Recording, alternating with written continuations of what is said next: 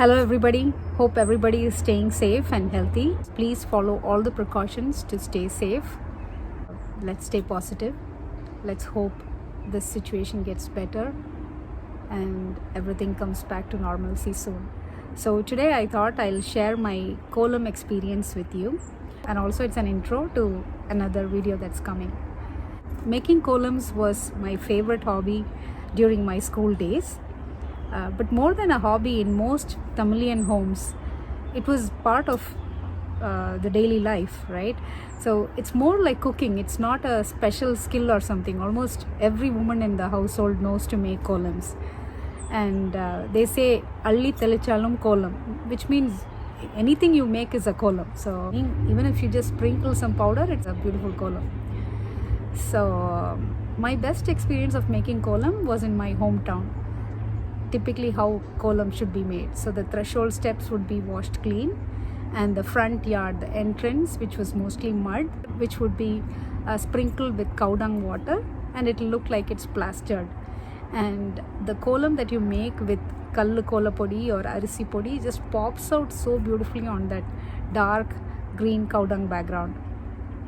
And then in my home in Trivandrum, it was mostly on washed cement floor, but that was mostly inside the compound. Since my childhood, I was exposed to many members in my family making beautiful columns. My amma made columns. Her favorite one was a tamare column. My grandmother made beautiful columns. Her specialty was she would make really thin lines. I still don't know how she gets like those kambi like columns. And my aunts made very good columns. They would make column just like drawing, like they would make a deer or a peacock without even any dots.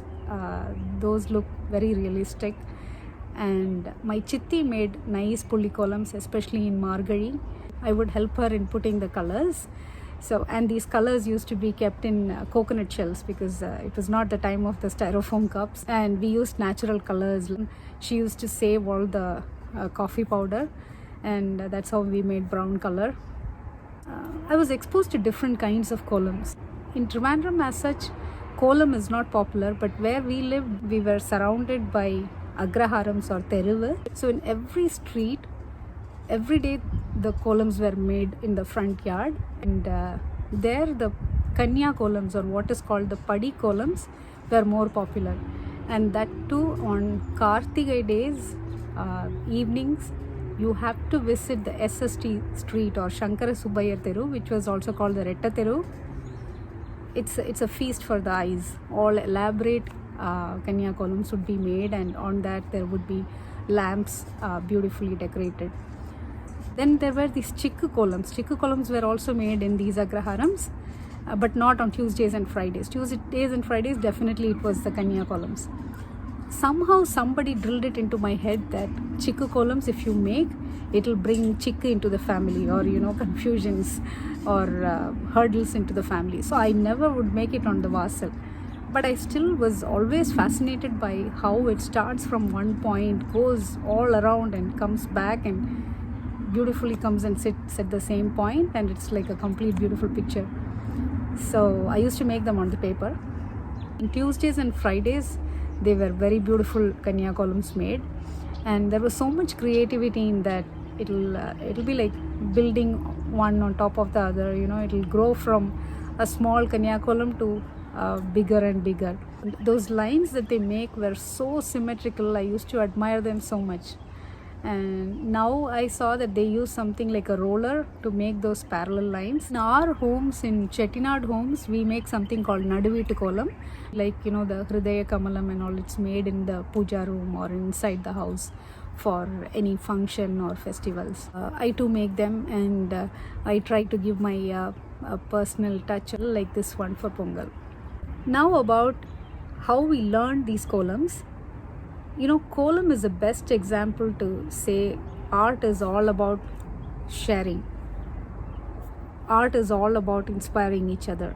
So at least now we have the cameras and phones that we can save the pictures or take pictures of your favorite columns and keep, and then learn to do it. But in those days, and as I hear from my friends now, It looks like everybody had this Kolam Diary where they would preserve their favorite columns and make from it. So either we would get it from friends, or they would come on certain magazines. I too had my Kolam Diary, and these are the pages from there. Of late, I make columns once in a while, occasionally for some functions or festivals. So I'd been missing that. So last year I tried to teach my daughter making columns, and we started making a few on the notebook, but then instead I ended up learning making digital columns from her. You can see a few here. So but now some